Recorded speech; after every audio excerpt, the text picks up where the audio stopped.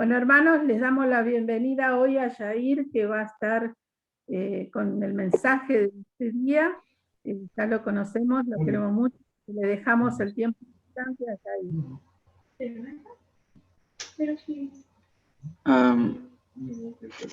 Bien, no sé si se me está viendo. Cualquier cosa, avísenme.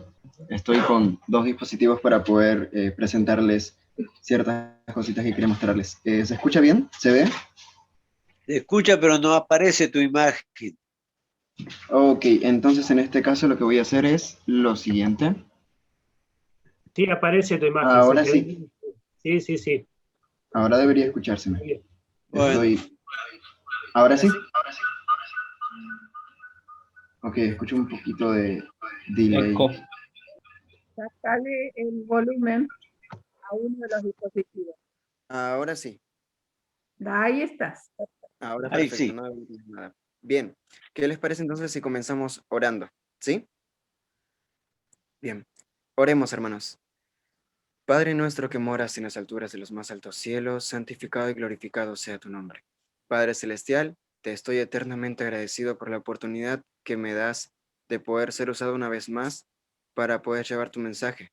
Gracias porque a pesar de lo que soy, tú haces que un corazón sincero pueda expresar la verdad que tú inculcas en aquel que justamente lo acepta. Queremos pedir de manera especial, Señor, tu dirección. Seas tú el que hable y no yo. Que todo concepto humano que hayamos adquirido a lo largo de nuestras vidas sea disipada por la luz de la verdad, la cual se encuentra en la palabra de Dios y el espíritu de profecía, el cual amplía la palabra de Dios. En tu santo nombre pido por todo esto sin merecerlo y te lo agradezco, es decir, te agradezco el hecho de que puedas escuchar esta oración porque lo hago en el nombre de Jesús. Amén. Amén. Bien, hermanos, yo voy a usar el otro dispositivo. Oh, cierto. Bien, ahora sí, ¿cierto? Uy, no sé si se me está viendo bien. La verdad que... bien. Hermanos, yo voy a utilizar el otro dispositivo, o sea, voy a compartir la pantalla para que podamos ir abordando el tema. Bien, así que yo voy a pasar a desactivar el audio y el video de este dispositivo y solo voy a estar con el audio del otro dispositivo, ¿ok? Entonces, desconecto acá la cámara.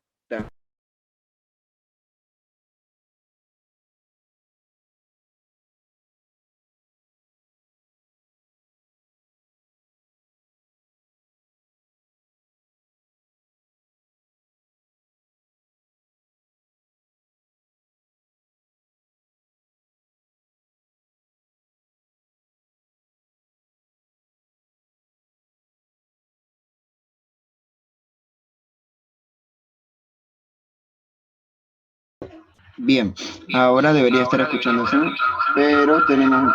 Ahí está, perfecto. Me gustaría que vayamos rápidamente, ¿sí? A Lucas 17. Sí, vamos a empezar a movernos por toda la Biblia y necesito rapidez bíblica. Y bueno, vamos a leer también un par bastante de citas a fin de que podamos comprender a qué me refiero con un llamado a la reflexión. Entonces, Lucas 17, del 26 al 27. ¿Ok? Aquel que encuentre el versículo, que por favor levante la mano y me puede ayudar leyéndolo. Bien, hermano Omar, perfecto, por favor. ¿Me repetís la cita, Lucas 17? Lucas 17, ¿cuánto? Lucas 17, 26 y 27. Muy bien. Dice, tal como sucedió en tiempos de Noé, así también será cuando venga el Hijo del Hombre. Comían, bebían y se casaban y daban en casamiento hasta el día en que no entró en el arca. Entonces llegó el diluvio y los destruyó a todos. Amén. Bien, ¿por qué estoy empezando a hablar acerca de los últimos días y de lo que dice Cristo acerca de cómo serían aquellos días? Bueno, porque, y primeramente hago un paréntesis, Vieron que habla de comida, habla de casamiento, habla de comprar y vender. Es increíble, pero si en otra ocasión pudiésemos hablar y ampliar todo eso, hablamos en toda la Biblia de banquetes, hablamos de compra y venta en Apocalipsis, hablamos de casamientos en cuanto a Cristo y la boda, y ¿ok? Se puede eso solamente en esos 2 versículos estudiar a nivel espiritual, viéndolo todo de manera simbológica, y podemos salir un montón de puntos, pero ahora me quiero centrar en lo que específicamente dice literalmente, es decir, en los últimos días van a comprar, van a vender, van a hacer muchísimas cosas. Miren, ¿qué es lo que dice segunda de Timoteo 3 del 1 al 5? Por favor, vamos rapidísimo, nos movemos por la Biblia entonces ahora a ese capítulo. Segunda de Timoteo 3 del 1 al 5. Y sé que no estoy tocando todavía la pantalla que ven ahí, una cita, no la voy a leer aún, la vamos a leer después de estos versículos. Entonces, segunda de Timoteo 3 del 1 al 5. ¿Quién puede levantar la mano? Así yo veo quien lo encuentre, ¿no? ¿Hay alguien que me pueda ayudar leyendo esos versículos? Segunda de Timoteo 3. Hermana Virginia, ¿puede estar? Ok, hermana Arcila. Perfecto. Dice, también debes saber que en los últimos días vendrán tiempos peligrosos. Habrá hombres amadores de sí mismos, avaros, vanidosos, soberbios, blasfemos, desobedientes a los padres, ingratos, impíos, sin afecto natural, implacables, calumniadores, sin templanza, crueles, enemigos de lo bueno, traidores, impetuosos, engreídos, amadores de los deleites más que de Dios, que tendrán apariencia de piedad, pero negarán la eficacia de ella. A esos, evítalos. Hasta el 5, ¿no? Sí, exactamente. Bien, ahora necesito que todos vean la pantalla. Hay una cita. Este libro en el que me voy a empezar a basar bastante se llama Evento de los Últimos Días. Qué interesante, tiene mucho que ver con los versículos que estuvimos leyendo, tiempos peligrosos, últimos días. Este libro explica eso a detalle. Miren lo que dice con respecto a segunda de Timoteo y también respecto a Lucas. Dice glotonería e intemperancia. Y voy a leer específicamente esta cita que dice: la glotonería y la intemperancia se hallan en el fundamento de la gran depravación moral de nuestro mundo. Satanás está consciente de esto y constantemente tienta a los hombres y mujeres para que satisfagan sus gustos a expensas de la salud y hasta la vida misma. En el mundo, comer, beber y vestirse se convierten en el blanco de la vida. Precisamente tal estado de cosas existió antes del diluvio, y este estado de disipación es una de las evidencias sobresalientes de la pronta terminación de la historia de esta tierra. Entonces es evidente que si nosotros nos preguntáramos en qué tiempo nos encontramos, nosotros obviamente vamos a decir en los últimos tiempos. ¿En dónde estamos situados? En la depravación moral, lastimosamente. Siguiendo con este hilo, ahora uno se puede preguntar, si estamos en los últimos tiempos, ¿sí? Si Cristo ya va a venir, ¿por qué está tardando? Es decir, no me lo dijeron solamente a mí, no me dijeron que estamos en los últimos días solamente a mí, se lo dijeron a mis papás, se lo dijeron a mis abuelos, se lo dijeron incluso a los padres y a los abuelos de mis abuelos. Este mensaje viene siendo bastante antiguo, es más, parece hasta repetitivo y no parece cierto. ¿Por qué tarda Cristo? ¿Por qué tarda tanto? ¿Por qué hay tanto sufrimiento en este mundo? Por La misericordia. respuesta se encuentra por misericordia. Me gusta esa respuesta. Vamos a la Biblia, vamos a dejar que la Biblia responda a las preguntas que nosotros nos hacemos, porque la palabra justamente es la que desvela todo misterio, toda cuestión que no se puede a simple vista comprender. Entonces vamos a segunda de Pedro 3:9. Vamos entonces rapidísimo, pasamos un par de libros siguientes hasta segunda de Pedro 3:9. Hermanos, si hay un versículo que tenemos que memorizar, este sería uno de los que yo memorizaría, porque es hermoso, me recuerda por qué Cristo está tardando. Segunda de Pedro 3:9. Vamos a leerlo, vamos a ver qué es lo que dice entonces segunda de Pedro 3:9. Yo tengo acá la Biblia, así que los voy a acompañar. Entonces, segunda de Pedro 3:9 dice lo siguiente: el Señor no demora en cumplir su promesa como algunos piensan, sino que es paciente con nosotros, porque no quiere que ninguno perezca, sino que todos procedan al arrepentimiento. Entonces, si uno o alguien se pregunta, ¿por qué Cristo tarda? Entonces nosotros podemos decir, por misericordia, por amor, porque nos tiene muchísima paciencia. Bien, miren, esta es otra cita que habla acerca de por qué Cristo demora, o sea, por qué está tardando. Dice, se explica la demora. Este es el capítulo 3, si no estoy mal, de Evento de los Últimos Días. Entonces, esta pequeña cita dice, ¿por qué? La larga noche de lobreguez, es decir, el tiempo que estamos viviendo, de tristeza, de penurias, de haber perdido seres queridos en este año o el año pasado, de estar constantemente encerrados y sin saber a ciencia cierta cómo va a desenlazarse todo este problema. Todas esas cuestiones, todo ese sufrimiento, dice, la larga noche de lobreguez es angustiosa, pero se posterga la mañana por misericordia, es decir, la venida de Cristo se posterga por misericordia. ¿Por qué? Porque si el maestro viniese, muchos serían encontrados sin preparación. Entonces, ¿por qué Cristo está demorando en venir? Porque quizá aún falta preparación. ¿Pero cómo? Vamos a seguir desenlazando un poquito más este tramo. Para eso, me gustaría leer otras cuestiones más. Por ejemplo, acerca de la persecución. Nosotros tenemos un concepto acerca de que cuando venga la persecución, vamos a predicar, ¿cierto? Creo que yo había escuchado de esa interpretación. ¿Qué les parece? Miren, vamos a otra cita, Conflicto de los Siglos, el último párrafo del 2º capítulo. Es un párrafo hermoso porque me recuerda a mí cómo es el orden de los factores, es decir, persecución, que es una señal importante para los venideros días que no están muy lejanos antes de la venida de Cristo. Ahora bien, miren qué dice esta cita. Dice, otro asunto hay de más importancia aún, que debería llamar la atención de las iglesias en el día de hoy. El apóstol Pablo declara, todos los que quieren vivir plenamente en Cristo Jesús padecerán persecución. 2 Timoteo 3:12.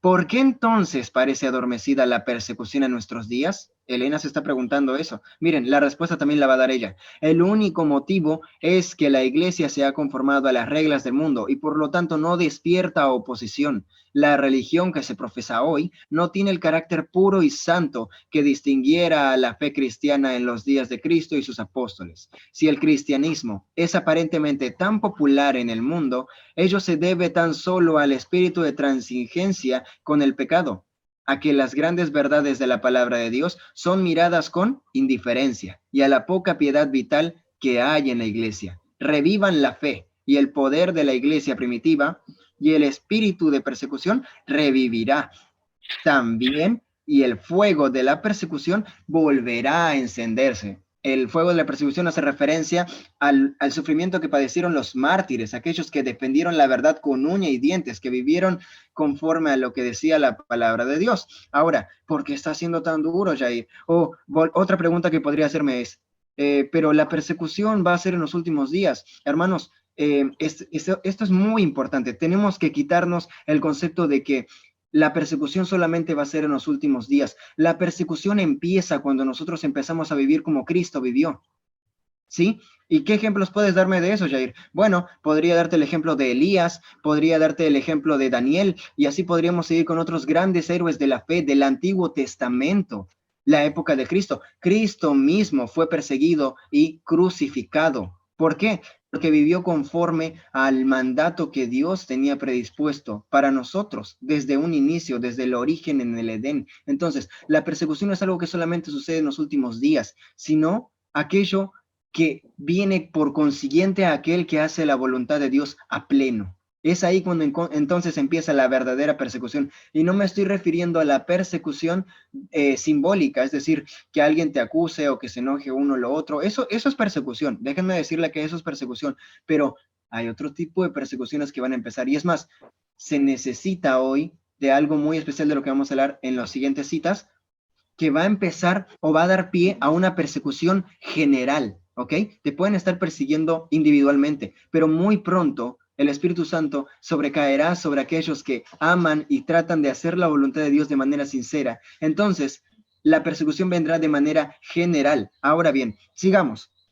creo que quedó claro el hecho de que entonces primero predicamos y luego viene la persecución, y no la persecución y luego la predicación, ¿cierto? Porque justamente en la época de Martín Lutero y los anteriores, Juan Hus, Wycliffe, podríamos seguir con, por ejemplo, otros grandes eruditos como los valdenses, ¿sí? Estos pueblos de la antigüedad, del 1300 al 1600, luego de haber descubierto la verdad y ver qué tan errado estaba el sistema papal, ¿qué es lo que hicieron? Predicaron acerca de qué, de lo que estaba mal. Entonces, como el sistema papal engreído y tan embriagado de poder no aceptó la verdad, ¿qué hizo? La rechazó e incluso la persiguió. Vemos ese claro ejemplo en la época de Cristo, la iglesia primitiva. Aquí se nos da el ejemplo de la iglesia primitiva. Predicó tanto la verdad que Nerón, el gran emperador de la época de Roma, empezó a perseguirlos. Empezó a perseguir a todos los cristianos y Pablo fue uno de los que perecieron con él.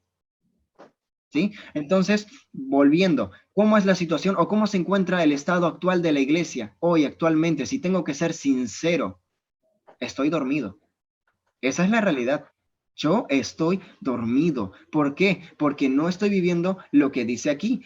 Pablo me está diciendo que hay condiciones. Si yo quiero vivir como Cristo, voy a padecer persecución. Entonces quiere decir que si no hay persecución, quizá me está faltando algo. Quizá y todavía no he dejado algo que sé que está mal. Pero bueno, sigamos, volviendo entonces al punto, no estoy preparado. Ese es el primer pensamiento en el que tenemos que cerrar con esta parte, ¿sí? Entonces, si no estamos preparados, ¿qué necesitamos? Puedo seguir dándole citas. Miren, hay una solemne declaración que da Elena con respecto a los últimos días y la iglesia. Y esto a mí cuando lo leí casi me caigo de la silla cuando estaba leyendo. Ahora bien, miren lo que dice. Elena dice en el primer párrafo del capítulo 12 de Evento de los Últimos Días. Es una solemne, es decir, es una muy importante, es una increíble, es una desconcertante, es todo. Es una solemne declaración la que hago a la iglesia, de que ni uno de cada 20 de aquellos cuyos nombres están registrados en los libros de la iglesia se haya preparado para terminar su historia terrenal, y que estaría tan ciertamente sin Dios y sin esperanza en el mundo como el pecador común. Ahora, estoy seguro de que esta cita, si los que estuvieron en aquella ocasión cuando fui a predicar a Budge presencialmente, habrán escuchado, habrán quedado igual de sorprendidos que yo. La vuelvo a recalcar porque es una realidad, hermanos, es una declaración la que se está haciendo. Ni uno de cada 20. Hoy no sé cuántos estamos presentes en esta reunión, pero si fuéramos más de 20 o 20, ni uno se encuentra preparado. Tengamos fe, digamos que hay uno. La pregunta que yo me haría ahora es, ¿yo seré ese uno? ¿Ok?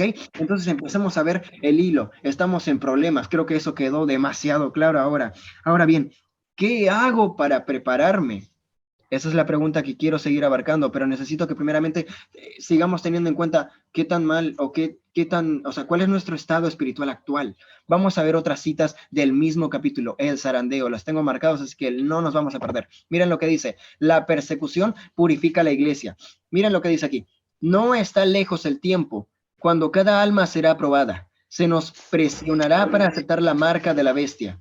A aquellos que paso a paso hayan cedido a las demandas mundanales y se hayan conformado a las costumbres del mundo, no les resultará difícil ceder a las autoridades imperantes antes que someterse a la burla, los insultos, las amenazas de cárcel y la muerte. La contienda es entre los mandamientos de Dios y los de los hombres. En este tiempo, el oro será separado de la escoria en la iglesia.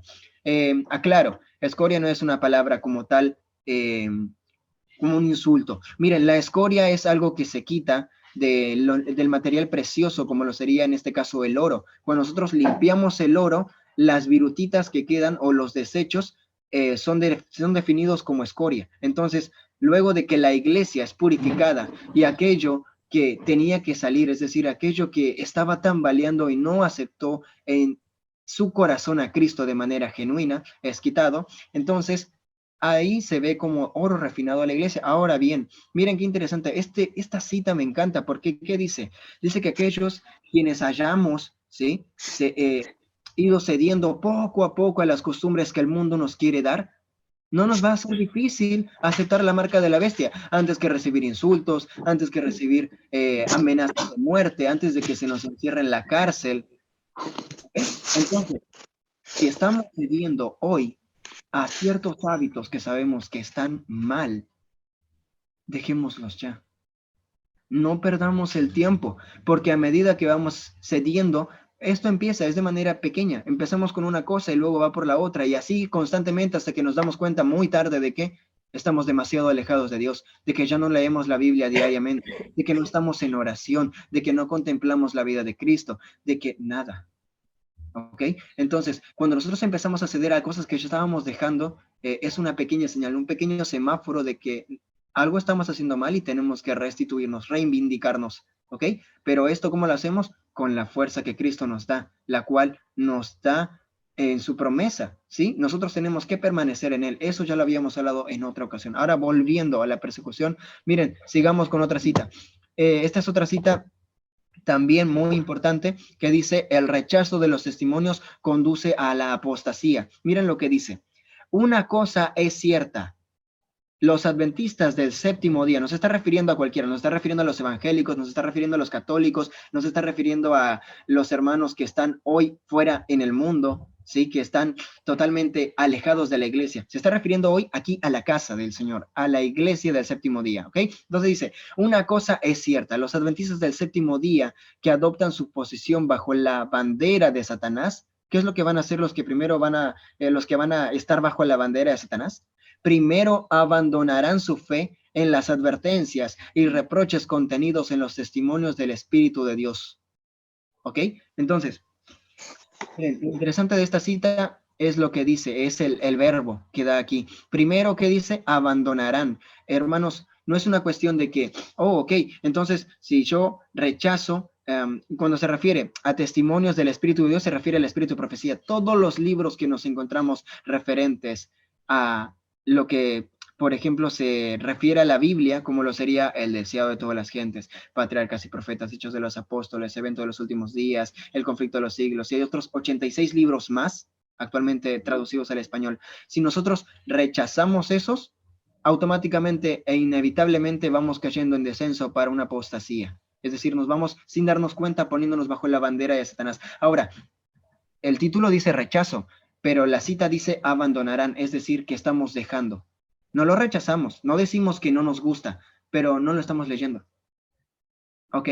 Entonces, si nosotros abandonamos el espíritu de profecía, dejamos de leer lo que Dios con mucho cariño y con muchísimo, por así decirlo, no estoy encontrando la palabra, pero vamos a decirlo que con muchísima detalle, ¿sí? Con muchísimo detalle, Dios puso y nos dejó como luz para poder ver lo que va a pasar detalladamente en los últimos días. No lo estamos aceptando, hermanos, no estamos preparados. Les hago una ilustración increíble. Increíble porque ni yo lo pude creer. Es decir, miren, supongamos que somos soldados, ¿ok? Supongamos que somos soldados y que hay una guerra, ¿ok? Si un soldado no entrena y luego va a la guerra, ¿qué probabilidades tendría de sobrevivir en una guerra donde hay de todo? Es decir, hay bombas, hay minas, hay cañones, ¿sí? La muerte está a un segundo. ¿Qué probabilidades tiene un soldado no entrenado físicamente y mentalmente de sobrevivir en un lugar como ese? Las probabilidades son pequeñas a nulas, ¿sí? Solamente un milagro de Dios podría salvarlos. Ahora bien, ¿no sucede lo mismo hoy actualmente? Es decir, suponiendo que nosotros somos los soldados, ¿nuestro general no nos dio acaso todo el plan de estrategia totalmente abierto y detallado de nuestro enemigo? Y nosotros teniendo la oportunidad de poder estudiar todo el plan de estrategia, cómo va a actuar el enemigo de manera precisa y de qué manera va a atacar. Nosotros no podíamos anticiparnos y poder, en ese caso, actuar referente a cómo va a actuar él para poder ganar, superar, permanecer en la batalla. Probablemente sí. Entonces, las profecías son el plan de estrategia totalmente descubierto, ¿sí? De Dios. Ahora es triste, es muy triste que lastimosamente se tenga un concepto totalmente errado de las profecías. ¿Por qué? Porque Satanás impuso ese concepto y lo hizo de manera perspicaz así, muy, muy discreta a lo largo de tantos años, a fin de que hoy se tenga el concepto de que cuando hablamos de Daniel o Apocalipsis, estamos hablando de destrucción, estamos hablando de que por aquí va a haber sufrimiento y por allá va a haber muerte, por un lado va a haber dolor y por el otro va a haber llanto. Y nos olvidamos completamente de que eso de hecho tiene que suceder porque es un filtro. ¿Sí? Por eso se llama zarandeo, es un filtro. Lo que no tiene corazón sincero, aquel que todavía no ha visto a Dios y no ha vivido conforme a lo que Él pide, va a terminar saliendo de la iglesia, ¿ok? Entonces, es necesario que acontezcan todas esas cosas terribles para que se filtre lo que es falso de lo que es real, ¿ok? Entonces, entendiendo el estado actual de la iglesia, vuelvo a hacer la pregunta de la hermandad, todos aquí juntos, vuelvo a hacer la pregunta, ¿qué debo hacer entonces para prepararme? Si estoy mal, si no tengo un corazón sincero todavía, si no dejé las cosas que sé que están mal, ¿qué hago? Esa es la pregunta que yo me venía haciendo hace muchísimo tiempo. Y gracias a Dios, ahora podemos seguir con el hilo y encontrar respuestas a esa pregunta. ¿Qué debo hacer entonces para prepararme? Miren, hay una cita hermosa en el capítulo de la lluvia tardía, también de eventos de los últimos días. Miren lo que dice la cita. La reforma debe acompañar al reavivamiento. Deben producirse un reavivamiento y una reforma bajo el ministerio del Espíritu Santo. El reavivamiento y la reforma son dos cosas diferentes. Ok, aquí se nos está dejando algo en claro. Una cosa es reavivamiento y otra cosa es reforma. Nosotros necesitamos un reavivamiento, pero miren, fíjense bien lo que dice. El reavivamiento significa una renovación de la vida espiritual, un avivamiento de las facultades de la mente y el corazón, una resurrección de la muerte espiritual. ¿Qué es entonces el reavivamiento? Una renovación de la vida espiritual, un avivamiento de las facultades de la mente y el corazón, una resurrección de la muerte espiritual. ¿Y qué es una reforma? ¿Ok? La reforma significa una reorganización. Sigo con la cita, ¿sí? Entonces dice, un cambio en ideas, en teorías, en hábitos y prácticas. La reforma no producirá el buen fruto de justicia a menos que esté conectada con el reavivamiento del espíritu. El reavivamiento y la reforma han de hacer su obra designada y al hacerlo deben fusionarse. Entonces, ¿qué se necesita para estar preparado? Necesito una reforma, necesito primeramente un reavivamiento y una reforma, ¿sí? ¿Qué sucede en cuanto a esto? Supongamos que hay un reavivamiento en la iglesia, ¿ok? Entonces, ¿qué es lo que haría Satanás? Uy, disculpen. Bien, ¿qué es lo que haría Satanás en este caso? Miren lo que hace Satanás cuando hay un reavivamiento en la iglesia, un reavivamiento real, genuino.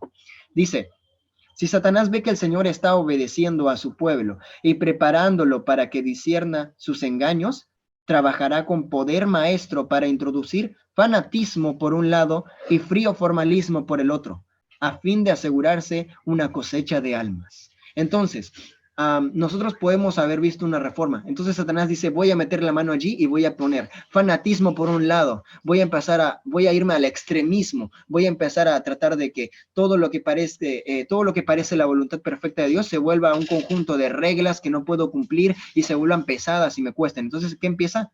Fanatismo. Y por otro lado, el frío formalismo, que es lo que caracterizaba a los fariseos de aquel entonces en la época de Jesús, cuando solamente hacían algo bueno para que se los viera y luego decían, miren, aquel que no está cumpliendo tal cosa o tal otra. Ok, entonces, eso es lo que es Satanás, eso es lo que hace Satanás cuando hay un verdadero reavivamiento. Mete fanatismo por un lado y frío formalismo por el otro. ¿Y cómo yo entonces puedo darme cuenta si no soy un fanático o un frío formalista? Bueno, si volvemos a la cita anterior, se nos dice cómo hay un reavivamiento real. Miren, si nosotros solamente tenemos un reavivamiento porque nos tocaron el corazón en alguna predicación, déjenme decirle que eso sí pudo haber sido un reavivamiento espiritual.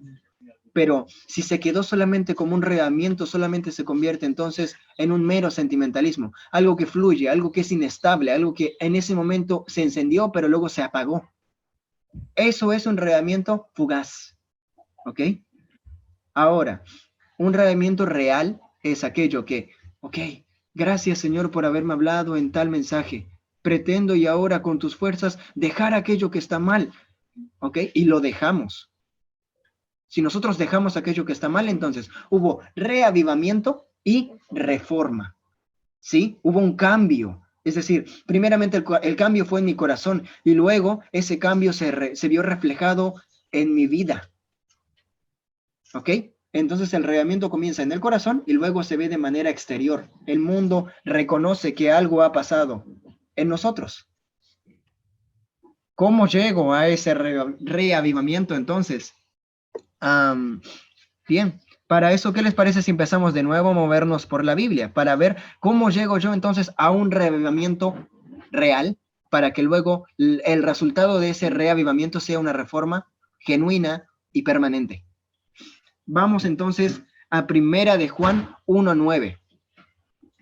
Nos vamos a mover por la Biblia, vamos, me parece totalmente espectacular el hecho de que Dios nos dé la oportunidad de poder ver algo tan importante como lo es esto. Entonces, Primera de Juan 1:9.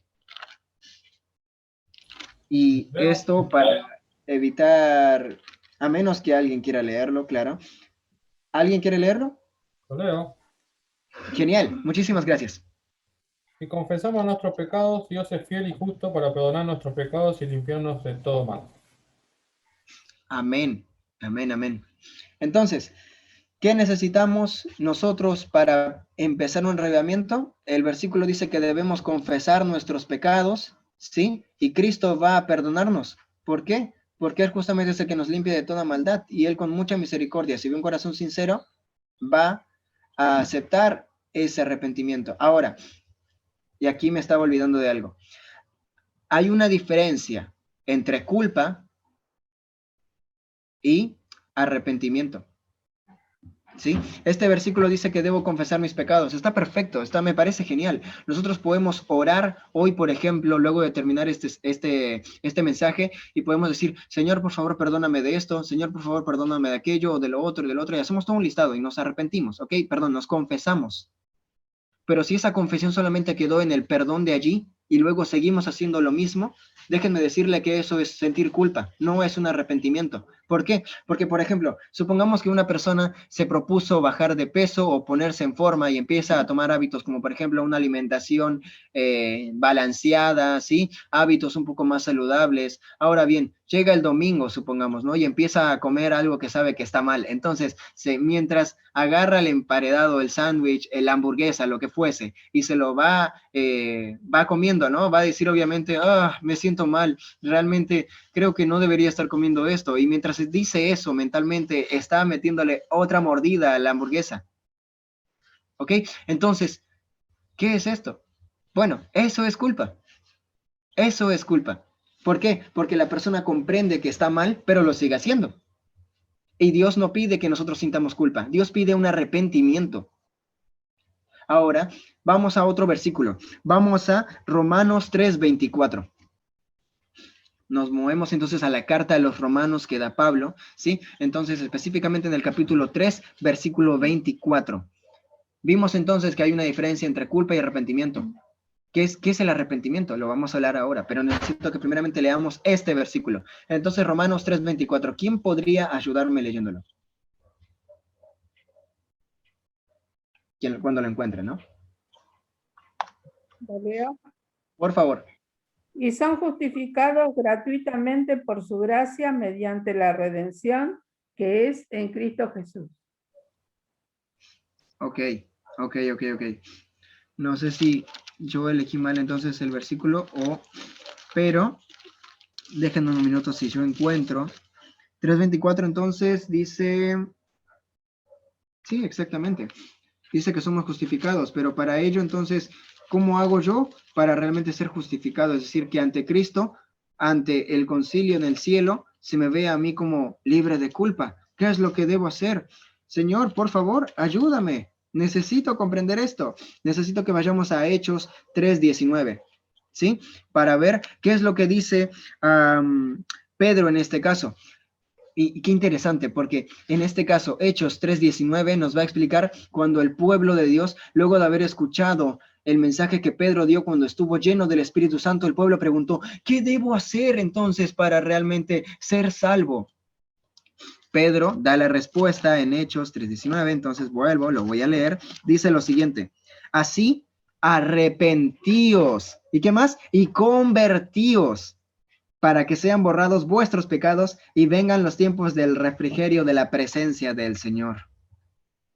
Dato interesante, cuando se refiere a refrigerio de la presencia del Señor, se refiere a la lluvia tardía, que en otra ocasión podríamos hablar, quizá un poco más en detalle. Pero volviendo, ¿qué es lo que dice Pedro entonces?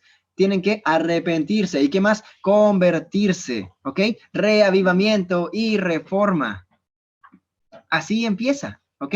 Entonces, ¿qué es el arrepentimiento, Jair? El arrepentimiento es no solamente culpa, sino culpa y luego acción. Yo sé que eso está mal. Señor, ayúdame a comprender qué tan malo es. Luego de la oración y de haber comprendido lo terrible que es eso que estamos haciendo, por muy pequeño que fuese, vamos a dejarlo automáticamente.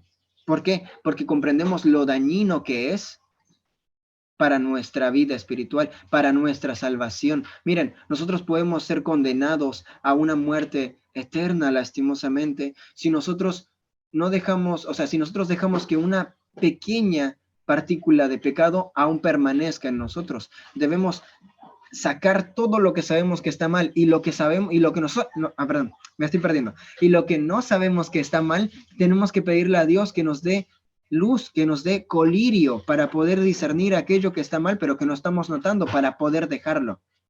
¿Ok? En la Biblia hay un ejemplo de qué es culpa y qué es arrepentimiento.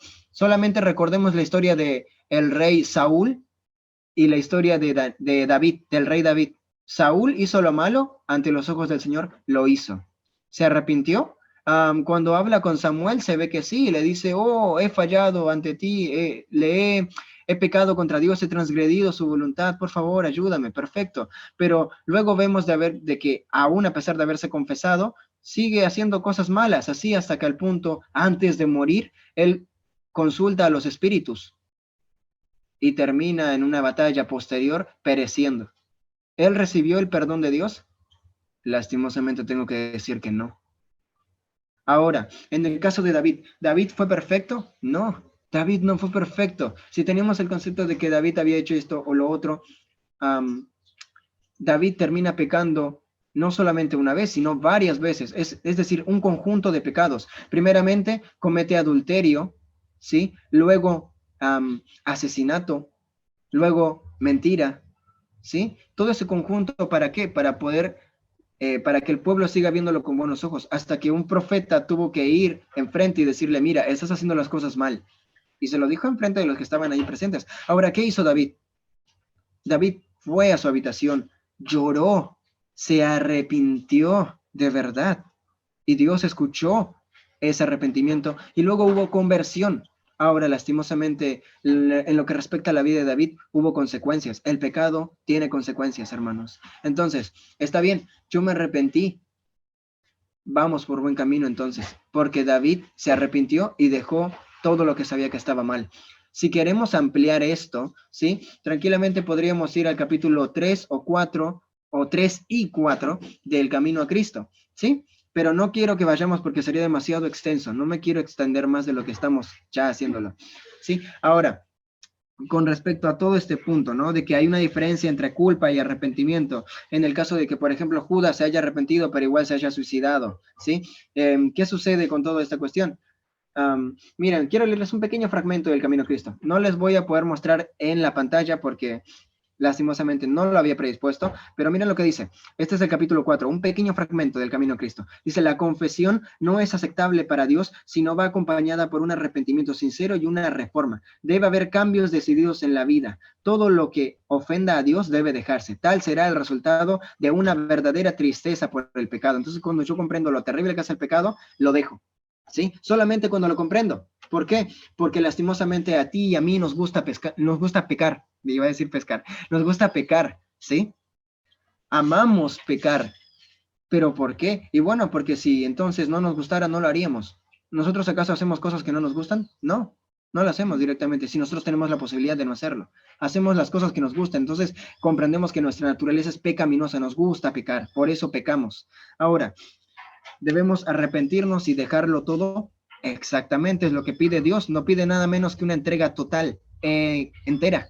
¿Por qué? Porque nuestra vida le pertenece, no solamente por creación, por habernos creado, sino por redención, porque Él nos compró por sangre, ¿sí? Nos compró con su propia vida.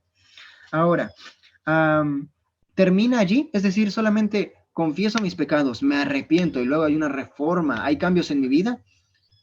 Por ahí vamos bastante bien. Pero ahora, ¿cómo hago para mantener eso? Es decir, ¿cómo hago para mantenerme convertido?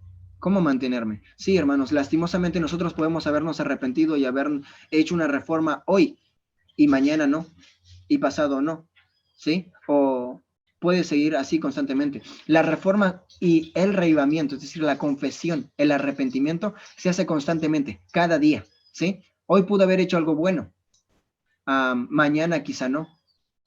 ¿Sí? Mi corazón se mantiene conectado a Dios siempre y cuando yo esté conectado con Él. Bien, entonces, con respecto a las obras, ¿ok? Uno puede preguntarse, ¿nosotros somos justificados por la fe o por las obras?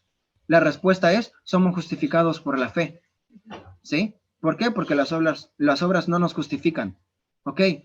Ahora, me gustaría que vayamos a Santiago. Vamos a Santiago 2, ¿sí? Vamos a leer un par de versículos. Santiago, cuando escribe esta carta, para mí es una de las cartas más necesarias, importantes de comprender, porque se lo está haciendo la iglesia y no tiene pelos en la lengua. Entonces, Santiago 2. Vamos a Santiago 2. Luego de, específicamente me quiero ir, disculpen, al versículo... Bien, al versículo 17, del 17 al 19. Bien, lo voy a leer si les parece bien. Entonces, todos tenemos Santiago 2, del 17 al 19. Vamos a ver qué es lo que dice Santiago. Santiago, en cuanto a la fe y las obras, dice lo siguiente. Así también, si la fe no tiene obras, ¿está qué? Está muerta. ¿Ok? Ahora, miren lo que dice. Alguno dirá, tú tienes fe, yo tengo obras. Ahora, Santiago le responde a esa persona que dice, yo tengo fe, por eso soy salvo. Muéstrame tu fe sin obras, y yo te mostraré mi fe por mis obras. Entonces, ¿cómo es visto la fe? ¿O cómo se manifiesta la fe? A través de las obras. ¿Ok? Nosotros no somos justificados por las obras, pero nuestra fe sí lo es. Es la fe la que se ve justificada por las obras, no nosotros. Nosotros somos justificados por la fe. ¿Ok? Entonces, siguiendo con este pequeño hilo, comprendo que si ya tuve un reavivamiento, esto se va a ver manifestado de manera exterior, ¿sí? El versículo 22 habla acerca de cómo comienza la fe a perfeccionarse. Mira lo que dice, el versículo 22, ya ves que la fe actuó junto con sus obras y que la fe se perfeccionó por las obras. Así es como comienza, hermanos. Así es como nosotros nos movemos. Cómo nosotros crecemos espiritualmente luego de habernos arrepentido y querer una vida cada día más conforme a la de Jesús. Bueno, imaginémonos en un bote. Tenemos un remo y luego tenemos otro remo.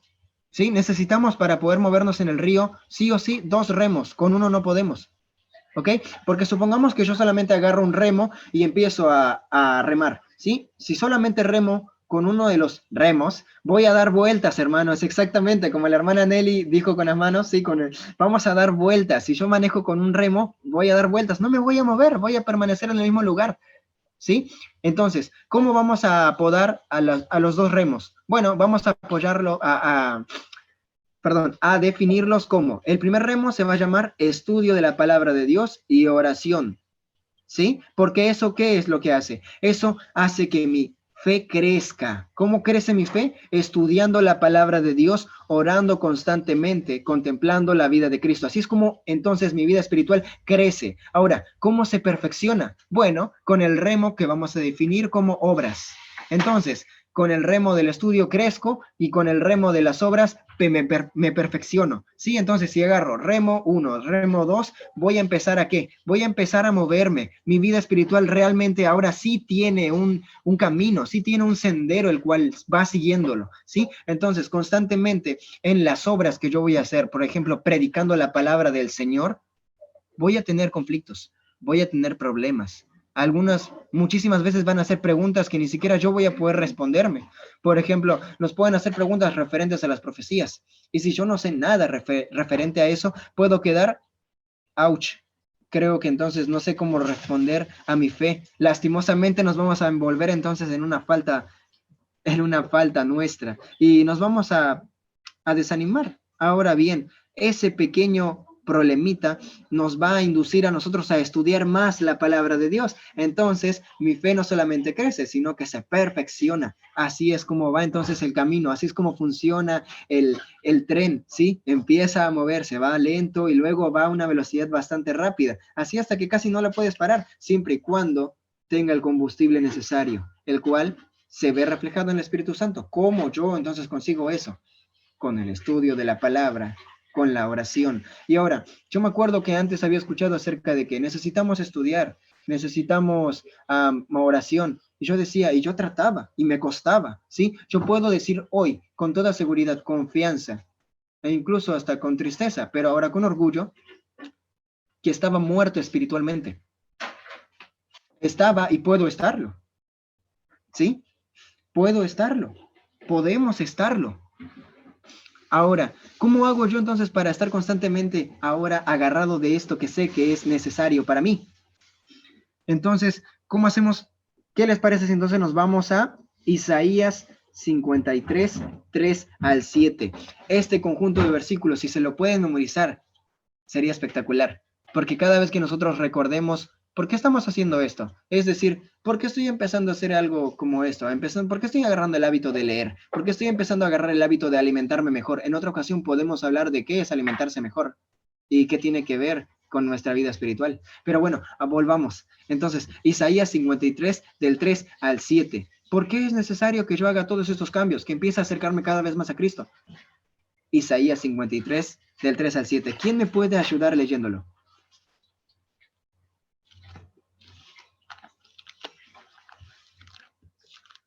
¿Hay alguien que me pueda acompañar con la lectura de Isaías 53 del 3 al 7?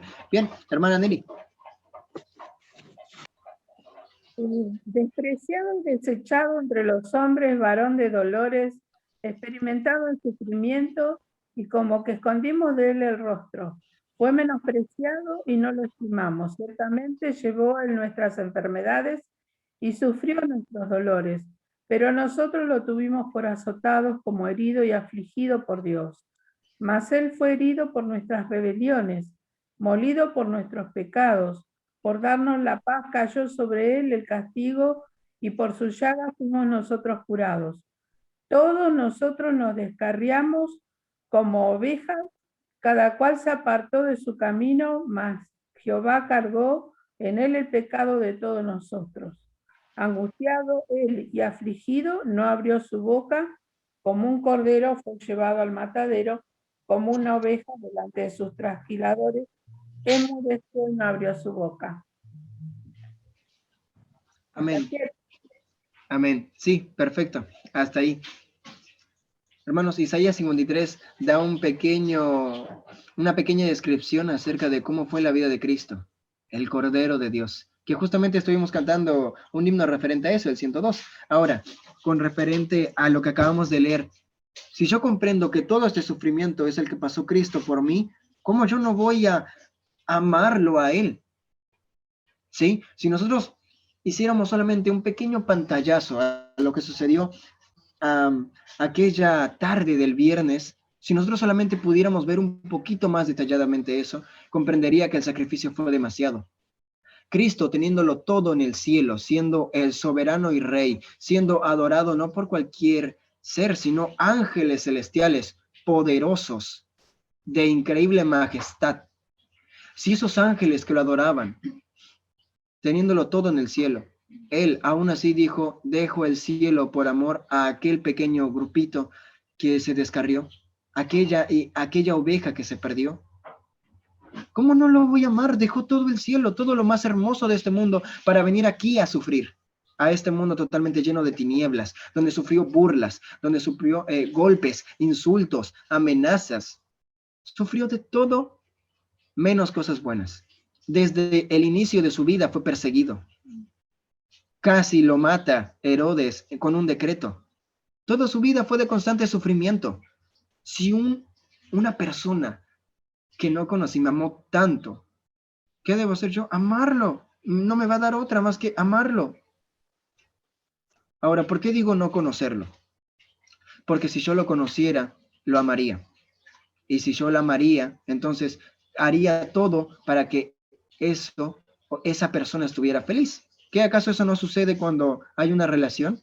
Hermanos, toda ilustración de amor en cuanto a sea padre, hijo, esposo, esposa, novio, novia, padres a los hijos, ¿ok? Toda relación que hemos visto a lo largo de nuestras vidas o que tenemos, ¿sí? Refleja el amor que nos tiene Dios para con nosotros. Imagínense, y ahí podríamos dar muchísimos ejemplos, de cómo cuando hay una discusión, una pelea entre los diferentes puntos, las conexiones familiares que di, no se sienten mal.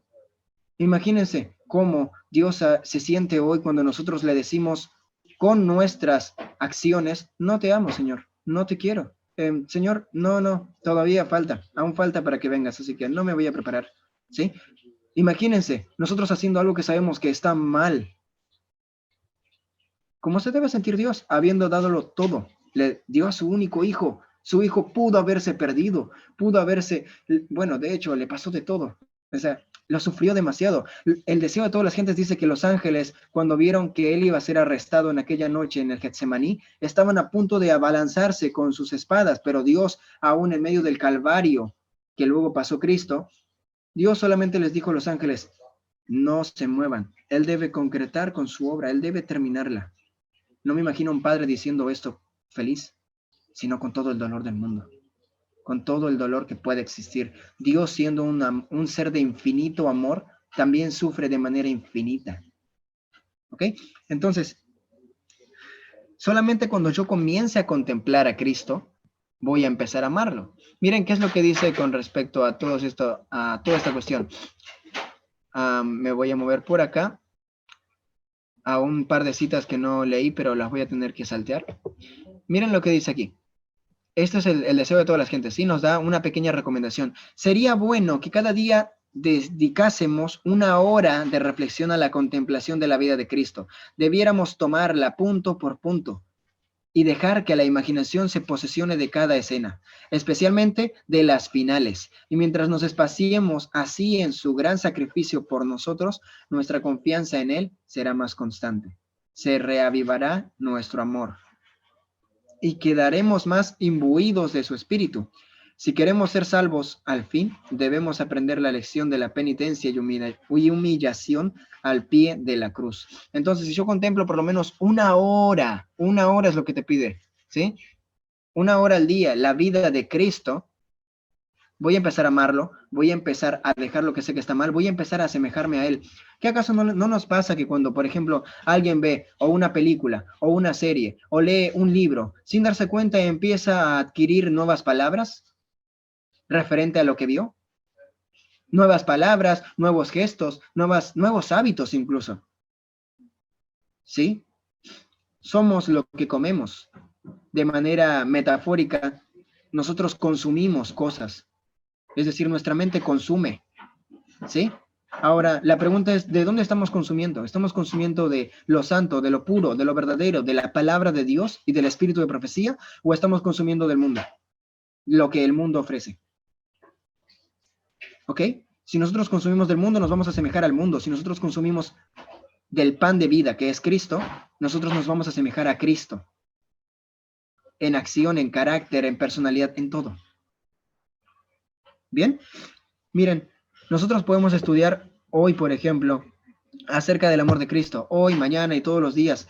Pero fíjense que ni siquiera toda la eternidad va a alcanzar para comprender la palabra. Es decir, el amor de Dios en su plenitud. Miren lo que dice esta cita, dice, todo el amor paterno que se haya transmitido de generación a generación por medio de los corazones humanos, todos los manantiales de ternura que hayan abierto en las almas de los hombres, son apenas como una gota del ilimitado océano, cuando se comparan con el amor infinito e inagotable de Dios. ¿Sí? La lengua no lo puede expresar, la pluma no lo no lo puede describir. Pueden meditar en él cada día de su vida. Pueden escudriñar las escrituras diligentemente a fin de su afinidad. Pueden estudiar de este amor durante siglos y nunca comprenderlo.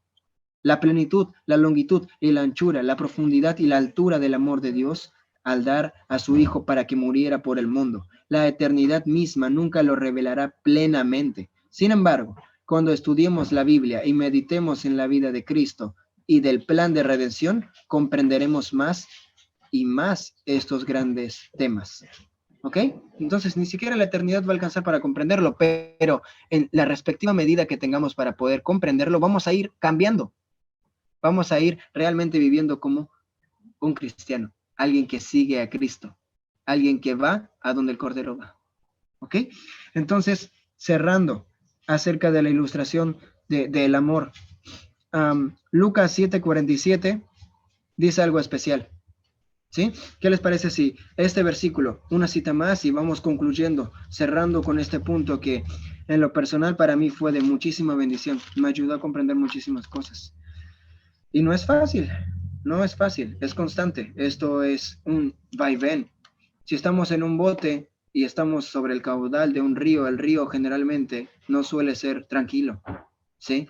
Sino muy fluctuante. Si estamos en el mar, las olas a veces se vuelven muy, pero muy grandes, a tales puntos de que podemos perecer, ¿ok? Entonces, los problemas son difíciles, pero Cristo promete darnos las fuerzas. Entonces, Lucas 7:47.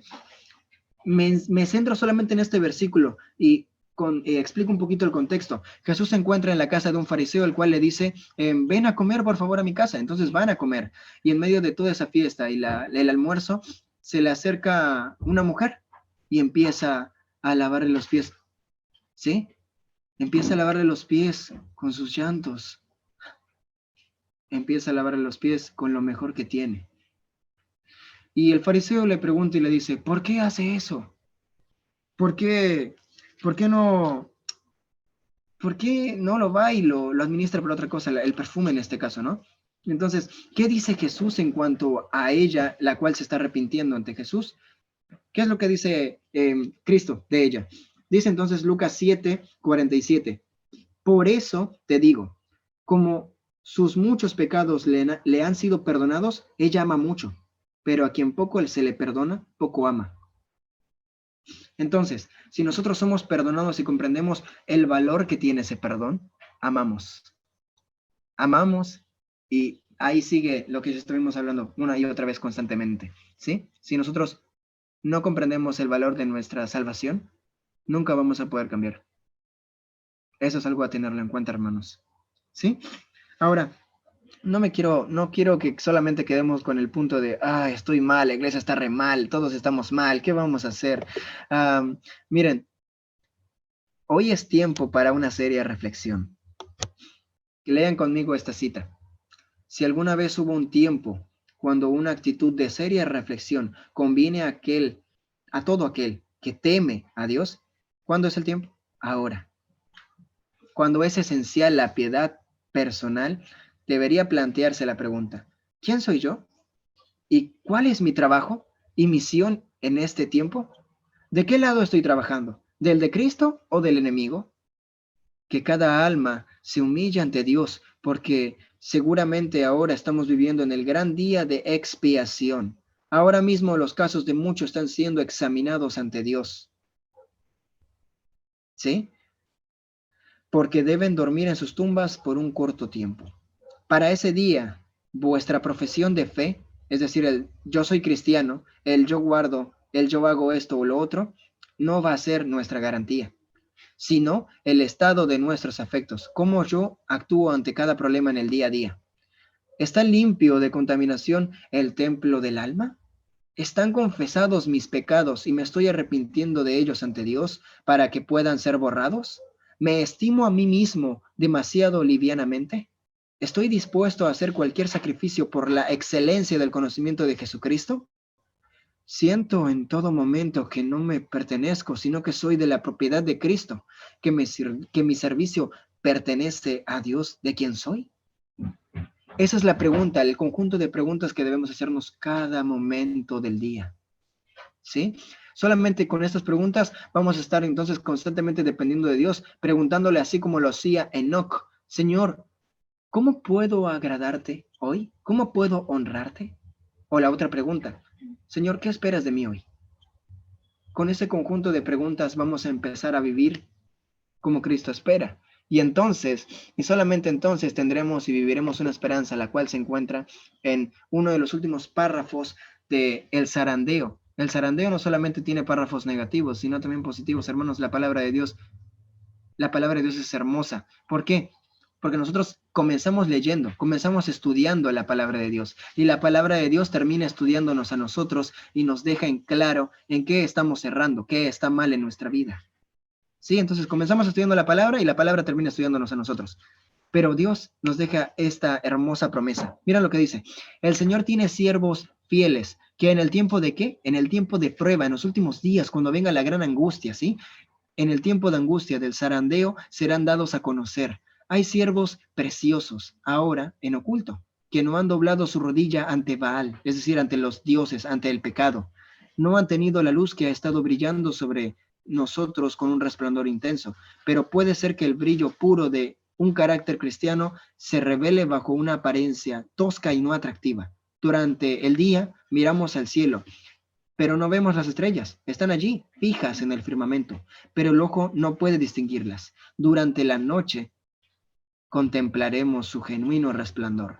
Es cuando venga el tiempo de persecución, es cuando vengan todo lo malo, es cuando haya un regamiento genuino en la iglesia, cuando entonces en el medio de todo lo malo se van a ver reflejados los verdaderos cristianos, el pueblo al cual con mucho orgullo él dice: es mi remanente. Es el pueblo que guarda los mandamientos de Dios y tiene la fe de Jesús. Es la contraparte de aquellos que sirven a Satanás. ¿Sí? Si nosotros queremos estar del lado de Cristo, solamente necesitamos pedirle con todas nuestras fuerzas que nos ayude a comprender lo terrible que es el pecado, el valor de nuestra vida por redención en la muerte de Cristo y las fuerzas necesarias para amarlo y dejar todo lo que sabemos que está mal. Hermano, tú y yo sabemos qué estamos haciendo mal y qué tenemos que dejar. Dejemos que Dios nos examine y nos limpie de toda maldad con su sangre. Este es mi deseo hoy, es el deseo de Dios, es el deseo de todo buen siervo. Espero que con esta reflexión entonces podamos tenerlo en cuenta, no solamente hoy, sino mañana, en los posteriores días, ¿sí? Que nos podamos preparar para aquel gran, hermoso y precioso día que no está muy lejano a acontecer. ¿Por qué? Porque debemos llenar nuestro corazón de esperanza y tener la certeza de que Cristo vuelve, ¿sí? Entonces, hermanos, que el Señor les bendiga y tengan un feliz sábado. Gracias, Jair, gracias. Amén.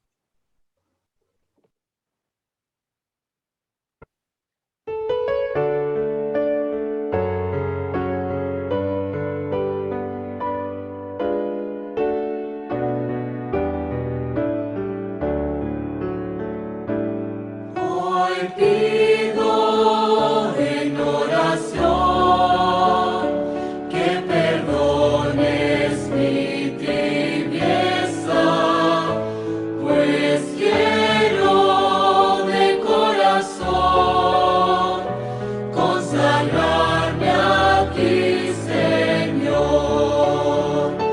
Renuévame,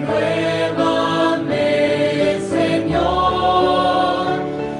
Inspírame valor, transfórmame a tu imagen, renuévame, Señor. A otros quiero llevar tu mensaje de esperanza, viviendo para servir, compartiendo tu amor. Renuévame,